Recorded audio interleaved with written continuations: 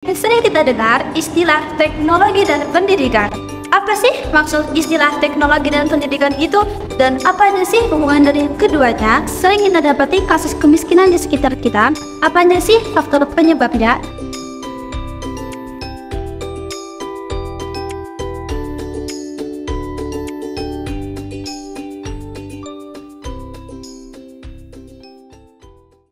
Hai, assalamualaikum semuanya.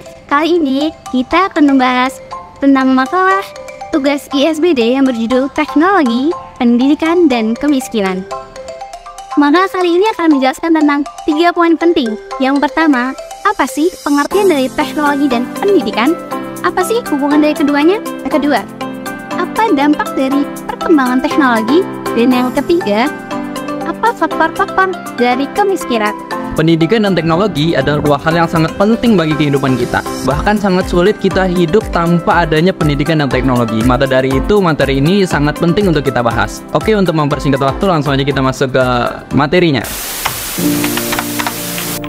Teknologi secara bahasa berasal dari bahasa Latin texere yang berarti menyusun atau membangun. Sedangkan secara istilah, teknologi berasal dari dua gabungan suku kata, yaitu texne yang berarti cara dan logos yang berarti pengetahuan. Jadi kurang lebihnya teknologi memiliki arti cara melakukan sesuatu untuk memenuhi kebutuhan manusia dengan bantuan akal dan alat. Sedikit informasi bahwasanya menurut Roger, seorang penemu teori, teknologi adalah suatu rancangan atau desain sebagai alat bantu tindakan yang mengurangi ketidakpastian dalam mencapai suatu hal yang diinginkan. Jadi ternyata sejak awal peradaban manusia teknologi ini udah ada loh, cuma istilahnya aja yang belum ditemukan.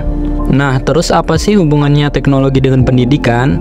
Teknologi dengan pendidikan atau yang biasa kita sebut sains adalah dua hal yang sangat tidak bisa dipisahkan. Karena dengan adanya sains maka akan ada kemungkinan munculnya teknologi yang baru, dan dengan adanya teknologi maka dapat menghasilkan peralatan yang lebih canggih yang membuat sains berkembang lebih pesat. Terus apa sih dampak dari adanya teknologi ini? Teknologi sama dengan hal lainnya yang memiliki dampak positif dan negatif. Adapun dampak positif teknologi adalah munculnya media massa, munculnya metode pembelajaran yang baru, dan sistem pelajaran yang tidak harus tatap muka. Terus apa sih dampak buruknya teknologi?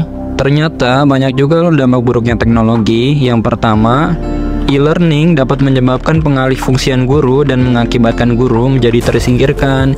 Yang kedua, seringnya mengakses internet dikhawatirkan siswa bukannya memanfaatkan teknologi informasi dengan optimal, malah mengakses hal-hal yang tidak baik seperti pornografi, game online, dan sebagainya.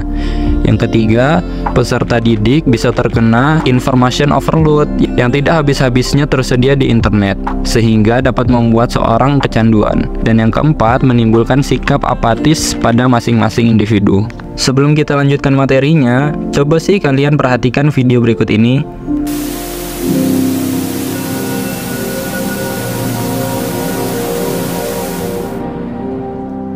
Pasti sering banget kan kita mendapatkan kasus kemiskinan pada video tadi di negeri kita ini. Kira-kira apa aja sih penyebabnya? Dan apa sih dampaknya? Dan bagaimana cara mengatasinya? Oke, mari kita bahas. Ada banyak faktor kemiskinan yang terjadi di negara ini. Antara lain yang pertama adalah laju pertumbuhan penduduk yang tinggi.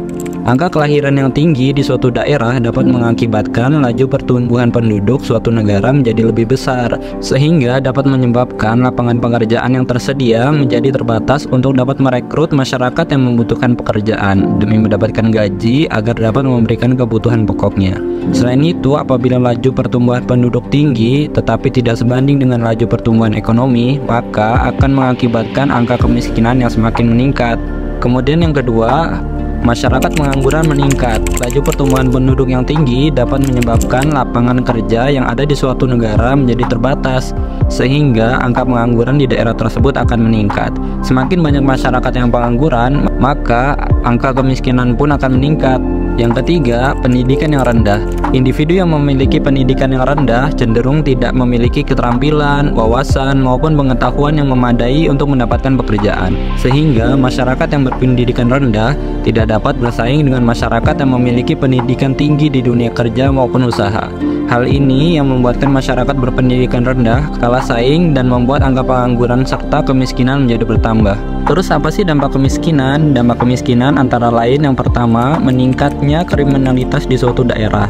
Kemiskinan dapat menjadi penyebab terjadinya kriminalitas. Hal ini dikarenakan masyarakat miskin akan cenderung ingin memenuhi kebutuhan pokoknya dengan menggunakan cara apapun, termasuk dengan kriminalitas. Kemudian yang kedua, angka kematian meningkat.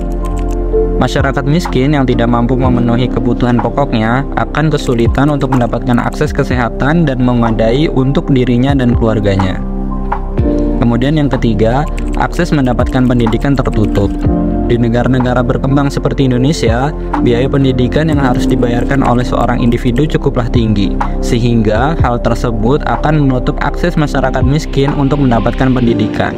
Nah, dari dampak kemiskinan yang sangat mengerikan itu, kira-kira bagaimana sih cara mengatasinya? Ada beberapa upaya yang harus dilakukan oleh pemerintah untuk menurunkan angka kemiskinan. Yang pertama, melakukan pembaruan pada data penduduk. Pemerintah dapat melakukan pembaruan data penduduk, terutama melengkapi data penduduk miskin serta rentan miskin yang kemudian dikategorikan untuk pantas mendapatkan bantuan sosial dari pemerintah, sehingga dana anggaran pemerintah yang telah dialokasikan untuk bantuan sosial dapat disalurkan kepada warga yang tepat dan benar membutuhkan dana bantuan sosial tersebut.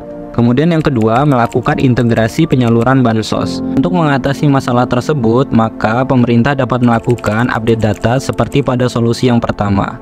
Kemudian yang ketiga, mengurangi beban pengeluaran masyarakat miskin dan hampir miskin. Salah satu cara untuk menangani kemiskinan adalah dengan mengurangi beban pengeluaran kepada masyarakat, khususnya masyarakat miskin serta hampir miskin.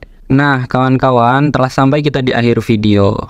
Tadi adalah ulasan dari kami kelompok 8 tentang makalah berjudul Pendidikan, Teknologi, dan Kemiskinan. Terima kasih telah menonton video ini sampai akhir.